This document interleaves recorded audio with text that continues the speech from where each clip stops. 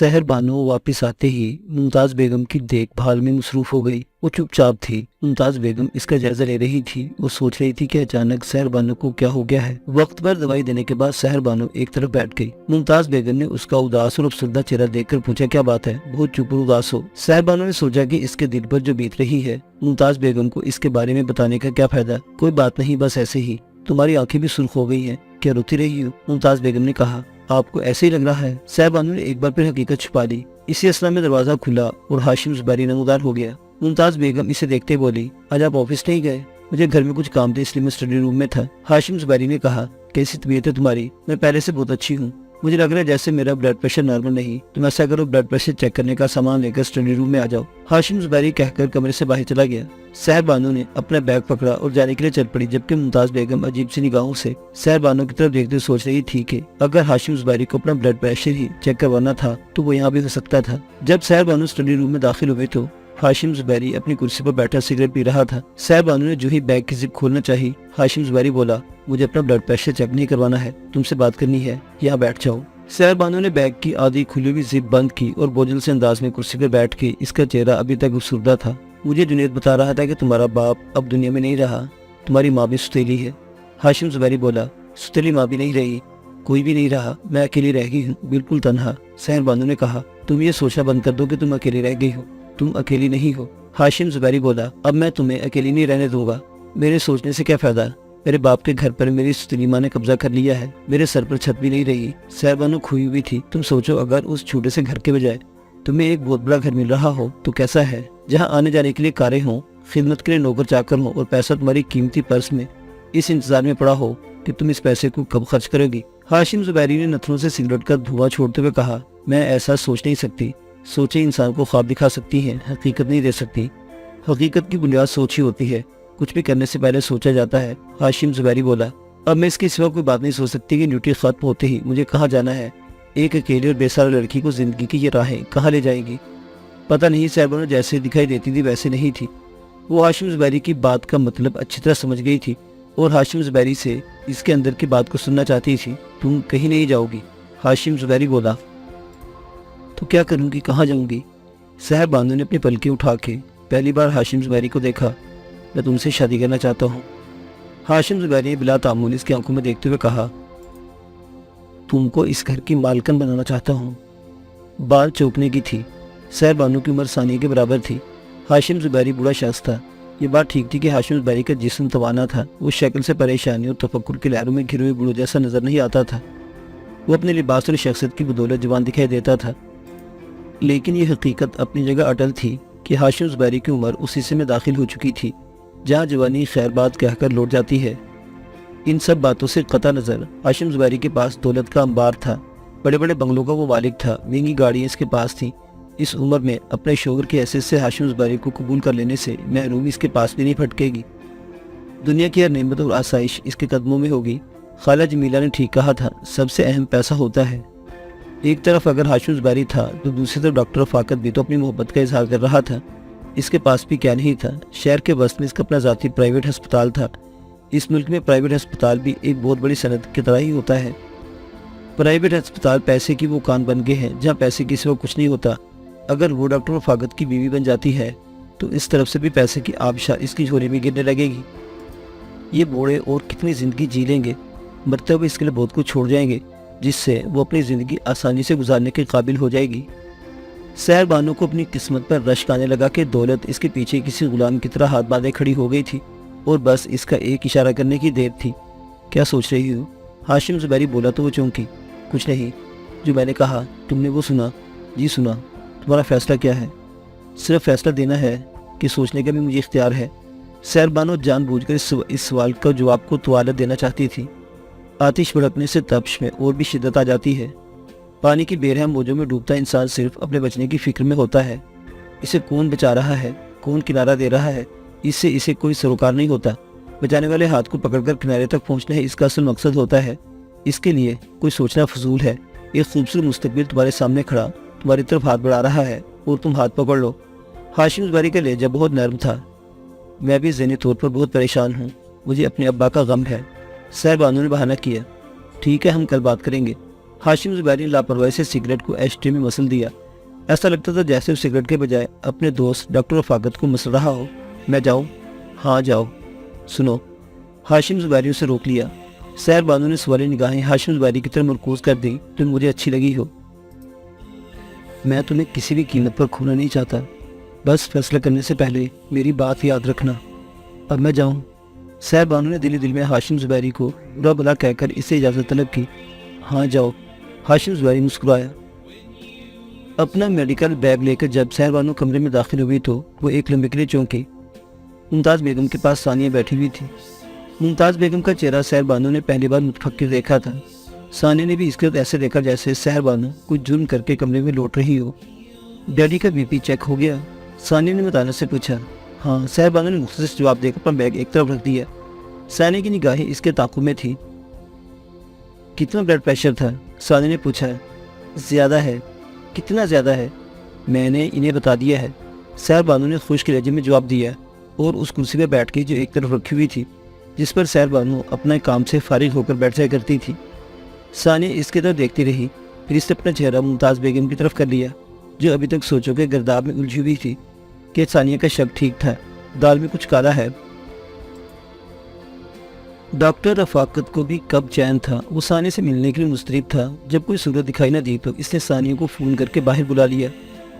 सानिया से इसने बात ऐसे अंदाज में की थी जैसे वो कोई बहुत बड़ा राज अपने सीने में दबाए फिर रहा है और सानिया को बताने के लिए बेचैन है।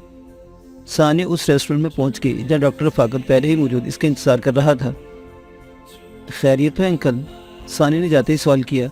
खैरियत तो नहीं है बेटी, इसलिए तुम्हें बुलाया है यहाँ, डॉक्टर रफाकत ने कहा। इसी असना में वेटर आ गया। डॉक्टर रफाकत ने हल्का फुल्का ऑर्डर दे दिया। मैं आपका फ़ोन सुनते ही बेचैन हो गई थी। सानिया के लहजे में इसके अंदर की बेचैनी अया हो रही थी। अब मुझसे क्या अहम बात करना चाहते हैं जिसके लिए आपने घर आने के बजाय मुझे यहाँ बुलाया? दरअसल बात ही ऐसी थी जो मैं फ़ोन पर नहीं कर सकता था, इसलिए तुम्हें यहाँ आने के लिए कहा। मैं ये भी नहीं चाहता कि हमारी मुलाकात का हाशिम को पता चले। डॉक्टर रफाकत ने कहा। मैं बहुत परेशान हूँ। बात क्या है अंकल? सानिया जानने के लिए बेचैन थी। मेरे दिल की धड़कन तेज़ हो रही है। तुम्हारी अम्मी की तबीयत अब ठीक है, इन्हें देखभाल के लिए एक नर्स की ज़रूरत थी। वक्त पर दवाई लेने से अब वो बेहतर हो गई है। मैं चाहता हूँ कि मेरी जिम्मेदारी तुम ले लो और साहबानों को इस काम से फारिग कर दो, डॉक्टर रफाकत बोला। सानिया के चेहरे पर तशवीश उभर आई। ये बात तो आप दिल्ली से भी कह सकते हैं, वो नर्स को फारिग कर देते। यही तो मसला है कि हाशिम साहबानों को छुट्टी देना नहीं चाहता। डॉक्टर रफाकत ने अपने हाथ पर हाथ मारा। वो ऐसा क्यों नहीं चाहते? सानिया का दिल ज़ोर से धड़का। इसे लगा वही बात हो रही है जिसका इसको डर था, क्योंकि वो एक बार फिर वही कहानी दोहराना चाहते हैं जो वो पहले भी दोहरा चुके हैं। डॉक्टर रफाकत ने कहा। यानी? सानिया ने वजाहत तलब निगाहों से देखा। यानी ये कि वो साहबानों को तुम्हारी सुतलीमा बनाना चाहते हैं। डॉक्टर रफाकत ने बताया। वो फैसला कर चुके हैं। सानिया का शक दुरुस्त निकला। क्या ये सच है? और साहबानों को इस घर में लाने की प्लानिंग किसकी थी? आप भी डैडी की इस मनसूबाबंदी में शामिल थे। अगर मैं शामिल होता तो तुम्हें को बताता। मैं एक बार इसका साथ देने की गलती कर चुका हूँ, बार बार तुम्हारा दिल नहीं दुखा सकता। मुझे हाशिम ने कहा था कि भाभी की देखभाल की नर्स का इंतजाम कर दो। मुझे इसकी नीयत का क्या पता था। मैं नर्स ले गया, वो भी बेचारी मजबूर थी। मैंने सोचा इसके 4 पैसे बन जाएंगे। मुझे क्या पता था कि हाशिम की नीयत में कुछ और ही है। डॉक्टर रफाकत ने लगे हाथों अपने आप को इस बात से निकालिया जैसे वो नीयत का बिल्कुल साफ हो। सानिया को गुस्सा आ गया। डैडी ऐसा क्यों करते हैं? मैं इस बात की गहराई में तो नहीं जा सकता। तुमको मैंने बता दिया है। अब ये तुम पर है कि तुम मुमताज़ भाभी का घर कैसे बचा सकती हो। वो तो इस खबर को सुनते ही डॉक्टर रफाकत ने जानबूझकर बात अधूरी छोड़ दी। सानिया ने मुसम्मम इरादे से कहा, मैं ऐसा नहीं होने दूंगी। इस बार हाशिम सरेआम कुछ नहीं करने वाला। इसका इरादा है कि चुपचाप निकाह हो जाए और वो नई दुल्हन को दूसरे बंगले में रख ले। इससे सारी मनसूबाबंदी कर ली है। डॉक्टर रफाकत ने कहा। मैं अभी साहबानों को बालों से पकड़ कर घर से बाहर निकाल करती हूँ। सानिया ने दांत पीसते हुए कहा। ऐसा मत करना। तो फिर क्या करूँ? इंतज़ार करूँ कि क्या होने वाला है? चुपचाप बैठ जाऊँ, सानिया ने कहा। सीधा सा इसका हल ये है कि तुम साहबानों को शॉपिंग के बहाने घर से बाहर ले आओ। तुम ऐसा करना कि इसे जे शॉपिंग सेंटर में ले जाना, वहाँ मैं भी पहुँच जाऊँगा और साहबानों को उसके घर छोड़ दूँगा। डॉक्टर रफाकत ने सहल बताया। डैडी उसके घर पहुँच जाएंगे। हाशिम को साहबानों के घर का नहीं पता, इससे तुम बेफिक्र रहो, डॉक्टर रफाकत ने कहा। साहबानों चांद पर नहीं रहती, इसी दुनिया में रहती है। डैडी इसको ढूंढ सकते हैं, ये बात आप भी जानते हैं। चलो इस बात का भी हल है मेरे पास। वो क्या? बस तुम साहबानों को जहाँ मैंने कहा वहाँ तक ले आओ। سیر بانو کو میں دوسرے شہر میں نوکری دلا دوں گا، وہ ہاشم زبیری کو تلاش کرنے پر بھی نہیں مل سکے گی۔ ڈاکٹر رفاقت بس یہ چاہتا تھا کہ کسی طرح ثانیہ ایک بار سیر بانو کو گھر سے باہر نکال کر اس کے حوالے کر دے۔ میں سیر بانو کو اپنے ساتھ شاپنگ پر کیسے لے جا سکتی ہوں؟ میں نے کبھی اس کے ساتھ سیدھے منہ بات ہی نہیں کی۔ تم اس کے ساتھ دوستی کر لینا اور اس دوستی کی خوشی میں سے باہر لے آنا۔ ڈاکٹر رفاقت نے راستہ بھی بتا دیا۔ اسی اسنا میں ویٹر کچھ کھانے پینے کا سامان رکھ کر چلا گیا۔ دونوں کچھ کھانے پینے کے لیے تو آئے نہیں تھے۔ ڈاکٹر رفاقت نے محض بیٹھنے کے لیے آرڈر دیا تھا۔ مجھے پہلے ہی شک تھا، میں اس بات سے امی کو آگاہ بھی کر چکی تھی۔ میں کل ہی یہ کام کرتی ہوں، اپنے رویے میں تبدیلی لا کر اسے دوستی کر لوں گی۔ ایک بات کا خیال رکھنا، یہ قوم ہاشم کی موجودگی میں مت کرنا، اور جب تم صاحبانوں کو لے کر باہر نکلو تو مجھے فون پر اطلاع کر دینا۔ میں ایسا ہی کروں گی، ثانیہ کہہ کر اپنی جگہ سے اٹھی اور ریسٹورنٹ سے باہر نکل گئی۔ ڈاکٹر رفاقت نے اپنا کام کر دیا تھا۔ وہ خود صاحبانوں کو اس گھر سے باہر نہیں لے جا سکتا تھا، کیونکہ اگر وہ ایسا کرتا اور صاحبانوں کو کہیں گم کر دیتا تو ہاشم کا قہر کا اسے شکار بننا پڑتا۔ اس لیے اس کام کے لیے ثانیہ کا کندھا استعمال کیا تھا۔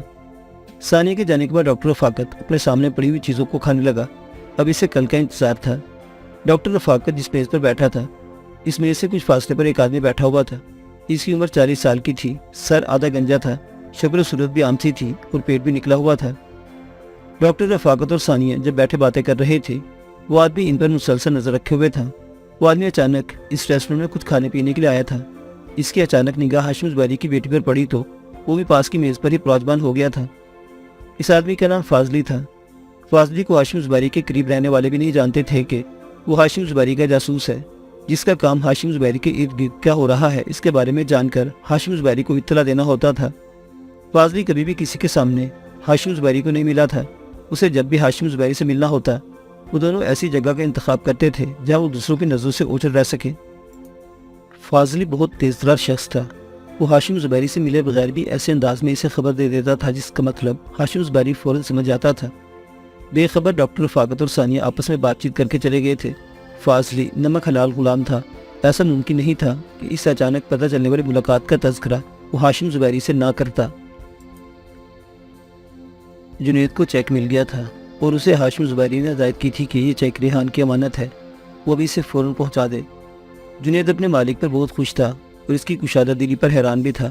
جس شخص کو ہاشم زبیری نے چلنا سکھایا، اس نے دھوکہ دیا اور اس پر سیکھوا ہونے کے بجائے وہ اس کے واجبات ادا کرنے کی فکر میں تھا۔ اس بات نے جنید کے دل میں ہاشم زبیری کی قدر اور بڑھا دی تھی۔ جنید نے پہلے ریحان کو فون کیا اور اس سے ملنے کے لیے وقت مانگا۔ ریحان نے اس وقت خوش دلی سے کہا، تم جب چاہو آ جاؤ، تمہارے لیے وقت ہی وقت ہے، میں پھر ابھی آتا ہوں۔ جنید بولا اور اس کے آفس کی طرف چل پڑا۔ ریحان کا آفس بہت خوبصورت تھا۔ ریحان نے جنید کا خندہ پیشانی سے استقبال کیا اور فوراً اس کے لیے کھانے پینے کا سامان لانے کو آرڈر دے دیا۔ میں تمہارا زیادہ وقت نہیں لینا چاہتا، اس لیے تم چائے وغیرہ کا کوئی تکلف نہ کرو۔ جنید بولا، اس میں تکلف کی کیا بات ہے، ہمارا ایک تعلق رہا ہے، ہم نے ایک ساتھ کام کیا ہے۔ ریحان مسکرایا۔ تم نے تو تعلق توڑ دیا، جنید نے کہا۔ نوکری سے جواب دیا ہے، تم لوگوں کے ساتھ تعلق نہیں توڑا۔ ریحان بولا، کام یہاں ہوا تو ہوتا ہی رہتا ہے۔ ایک بات کہو ریحان، ایک ہی کیا بات کرتے، تم جتنی چاہو باتیں کہو۔ ریحان خوشگوار موڈ میں تھا۔ کہو، کیا کہنا چاہتے ہو؟ جس شخص نے تمہیں چلنا سکھایا، اس شخص کو تم نے چھوڑتے ہوئے ایسی بے رخی دکھائی جیسے تمہیں قارون کا خزانہ مل گیا ہے، وہ تمہاری نظر میں باقی سب بونے ہو گئے ہیں، جنید نے کہا۔ اس کی بات سن کر ریحان کے چہرے پر جو مسکراہٹ رقص کر رہی تھی وہ معدوم ہو گئی۔ وہ کچھ دیر خاموشی اختیار کرنے کے بعد بولا، ایک بات کا جواب دو گے جنید؟ پوچھو، جنید نے کہا۔ تم ہاشم زبیری کے کتنے قریب ہو؟ اس کے گھر آ جا سکتے ہو، وہ تم سے ہر بات کر لیتا ہے، لیکن تم اس شخص کے اتنا قریب ہونے کے باوجود بھی اس سے بہت دور ہو۔ ریحان کے چہرے پر متانت تھی۔ تم اس کے احسان کے بوجھ میں ایسے دبے ہوئے ہو کہ تمہیں اس شخص کی کوئی برائی دکھائی نہیں دیتی۔ ہاشم زبیری صاحب میرے لیے کیا ہے، اس کا تم اندازہ نہیں کر سکتے۔ آج میں جو کچھ ہوئی ہوں ان کی وجہ سے ہوں، میں احسان فراموش نہیں ہوں۔ ان کے اتنا پاس ہوں کہ وہ مجھے بہت آہستہ بھی پکارے تو میری جان بھی ان کے لیے حاضر ہوگی۔ جنید کے دل میں ہاشم زبیری کے لیے احترام تھا۔ تم اس شخص کے احسانوں کی طرف مت دیکھو، وہ دیکھنے کی کوشش کرو جو وہ دکھائی نہیں دیتا۔ تم صرف دولت دیکھو مسٹر ریحان، یہ دیکھو کون تجھے کیا دے رہا ہے۔ کل ہاشم زبیری، آج یہ لوگ، اور کل کوئی اور ہوگا۔ تم لالچی ہو، پیسے کے پیچھے بھاگتے ہو۔ جنید کو کچھ غصہ آ گیا تھا۔ وہ ہاشم زبیری کے خلاف ایک لفظ بھی نہیں سن سکتا تھا۔ इसे अपनी जेब से बंद लिफाफा निकाल कर इसके आगे रखा और कहा, जिस शख्स को तुमने छोड़ते हुए परवाह नहीं की, इस शख्स को तुम्हारे वाजिबात की इतनी फिक्र थी कि मुझे हर काम छोड़कर तुम्हारे वाजिबात अदा करने की हिदायत की, और मैं तुम्हारे सामने तुम्हें तुम्हारे वाजिबात का चेक देने के लिए खड़ा हूँ। ये कहकर जुनेद उठ खड़ा हुआ। तुम जज्बाती हो रहे हो। मैंने हाशिम ज़ुबैरी के साथ काम करते हुए अपनी आंखें बंद नहीं रखी थी। मुझे इस शख्स के दूसरे रूप में कुछ दिखाई दिया तो मैंने अपना रुख मोड़ा था। मैं जो काम करने आया था मैंने कर दिया। मुझे और भी काम, इसलिए मैं जा रहा हूँ। जुनेद खड़ा हो गया। तुम कुछ सुनने के लिए तैयार नहीं हो और मैं तुम्हें शख्स के बारे में कुछ बताना चाहता हूँ। रेहान बोला, बस बहुत हो गया। तुम अगर हाशिम साहिब की इज्जत से मुखातिब कर सकते हो तो बराह मेहरबानी तुम इनका जिक्र भी मत करो। जुनेद जाने के लिए मुड़ा। सिर्फ मुझे 10 मिनट के लिए कुछ कहने का मौका दे दो, तुम्हारा भी भला हो जाएगा। रेहान बोला, मुझे इजाज़त दो, मुझे और भी काम है। जुनेद कुछ भी सुनने के लिए तैयार नहीं था। इसके साथ ही वो जाने के लिए मुड़ा। चाय आ रही है, वो तो पी लो। मैं अब इनके बारे में कोई बात नहीं करता, लेकिन इस तरह से नाराज मत होकर जाओ। रेहान ने रोकना चाहा। जुनेद ने घूमकर रेहान की तरफ देखा। मुझे किसी एहसान फरामोश की चाय नहीं पीनी है, जुनेद कहकर इसके दफ्तर से चला गया। रेहान ने जाने के बाद वो लिफाफा उठाया, उसे देखते हुए बड़बड़ाया, हाशिम ज़ुबैरी के हुक्म के गुलाम मिस्टर जुनेद, तुम नहीं जानते कि वो एक सांप है जिसका जहर इसके दांतों में नहीं बल्कि पूरे जिस्म में है। वो अपने छूने वाले को भी डस लेता है, लेकिन तुम इस बात से बेखबर हो। रेहान के चेहरे पर तासुब था और इसे लिफाफा खोलकर देखने के बजाय एक तरफ रखकर कुर्सी पर बैठते ही इसकी पूंछ से टेक लगा ली थी। रेहान को चेक दे दिया तुमने? अपने कमरे में आने के बाद हाशिम ज़ुबैरी ने जुनेद से पूछा। जी सर, मैंने चेक दे दिया है, जुनेद ने जवाब दिया। कुछ कहा तो नहीं इसने? हाशिम ज़ुबैरी ने सवाल किया। जुनेद का दिल चाहा कि वो रेहान की तमाम बातें हाशिम ज़ुबैरी को बता दो जिसने कही थी, लेकिन फिर इसे सोचा कि इन बातों को बताने से हाशिम ज़ुबैरी को दुख होगा। वो बोला, नहीं, कोई ख़ास बात तो नहीं की इसने। अच्छा हुआ कि इसका एक भी पैसा मेरे कंधों पर नहीं रहा। चेक भेज दिया है, वो खुद कैश करवा ले, वरना इसकी फैमिली वाले तो इस चेक को कैश करा ही लेंगे। हाशिम ज़ुबैरी एक फ़ाइल खोलकर अपने सामने रखते हुए ऐसे बोला जैसे कमरे में इसके सिवा कोई दूसरा मौजूद नहीं था। मेरे लिए कोई और हुक्म है सर? जुनेद ने पूछा। हाँ, तुम एक और काम करो, हाशिम ज़ुबैरी ने कहकर दराज खोल ली। आप हुक्म कीजिए सर। हाशिम ज़ुबैरी ने दराज से एक खाकी लिफाफा निकाला, इसकी जानी बढ़ाया। ये लिफाफा अभी अख्तर को दे आओ। जुनेद ने लिफाफा हाशिम ज़ुबैरी के हाथ से लेकर कहा, मैं अभी अख्तर के पास चला जाता हूँ। लिफाफा देते हुए इसे ताकीद करना कि ये लिफाफा आज ही गाड़ी में चला जाए, रातों रात इसे मंजिल तक पहुँचना है। हाशिम ज़ुबैरी ने ताकीद की। बेहतर सर, जुनेद ने सर हिलाया।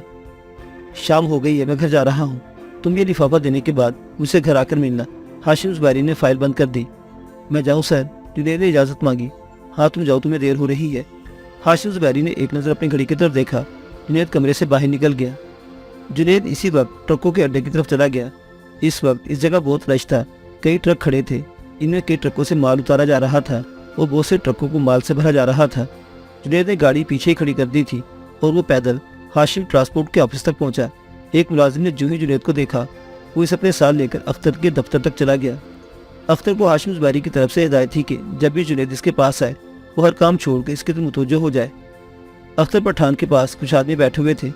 इसने जुनेद को कमरे में आते ही सबको जाने का इशारा किया। वो सब बाहर निकल गए और ऑफिस में वो दोनों ही रह गए। तशरीफ़ रखें। अख्तर ने अपनी कुर्सी छोड़ दी जिस पर वो बैठा हुआ था।